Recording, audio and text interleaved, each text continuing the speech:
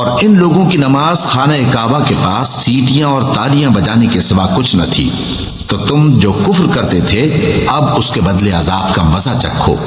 جو لوگ کافر ہیں اپنا مال خرچ کرتے ہیں کہ لوگوں کو اللہ کے راستے سے روکیں، سو ابھی اور خرچ کریں گے، مگر آخر وہ خرچ کرنا ان کے لیے موجب افسوس ہوگا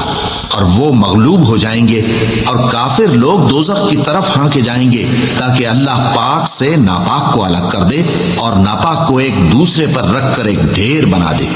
پھر اس کو دوزخ میں ڈال دے۔ یہی لوگ خسارہ پانے والے ہیں۔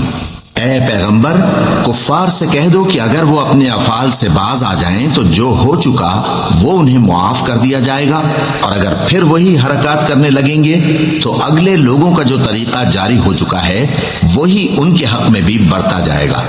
اور ان لوگوں سے لڑتے رہو یہاں تک کہ فتنہ یعنی کفر کا فساد باقی نہ رہے اور دین سب اللہ ہی کا ہو جائے، اور اگر وہ باز آ جائیں تو اللہ ان کے کاموں کو دیکھ رہا ہے۔